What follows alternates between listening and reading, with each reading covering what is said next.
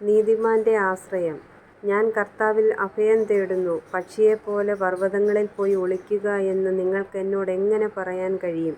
നിഷ്കളങ്ക ഹൃദയരെ, ഇരുട്ടത്തെയ്യാൻ വേണ്ടി ദുഷ്ടന്മാർ വില്ലുകുലച്ച് അമ്പു തൊടുത്തിരിക്കുന്നു. അടിത്തറ തകർന്നാൽ നീതിമാൻ എന്തു ചെയ്യും?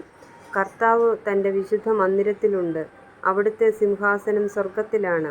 അവിടുത്തെ കണ്ണുകൾ മനുഷ്യമക്കളെ കാണുന്നു. അവിടുന്ന് അവരെ സൂക്ഷ്മമായി നിരീക്ഷിക്കുന്നു. കർത്താവ് നീതിമാനെയും ദുഷ്ടനെയും പരിശോധിക്കുന്നു. അക്രമം ഇഷ്ടപ്പെടുന്നവനെ അവിടുന്ന് വെറുക്കുന്നു. ദുഷ്ടന്മാരുടെ മേൽ അവിടുന്ന് തീക്കനലും ഗന്ധകവും വർഷിക്കുന്നു. അവരുടെ പാനപാത്രം നിറയെ ഉഷ്ണക്കാറ്റായിരിക്കും. കർത്താവ് നീതിമാനാണ്. അവിടുന്ന് നീതിയുക്തമായ പ്രവൃത്തികൾ ഇഷ്ടപ്പെടുന്നു.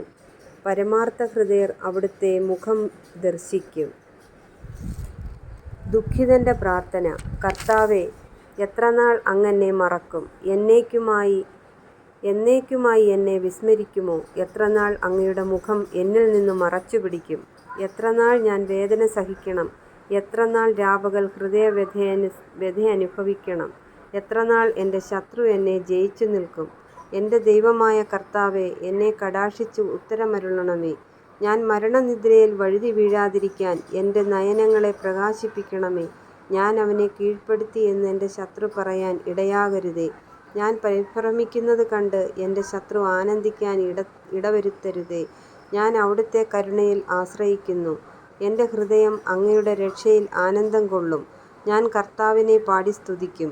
അവിടുന്ന് എന്നോട് അതിരറ്റ കരുണ കാണിച്ചിരിക്കുന്നു. യേശുവോടു ചേർന്നിരിപ്പതെത്ര മോദമേ, യേശുവിനായി ജീവിക്കുന്നതെത്ര ഭാഗ്യമേ.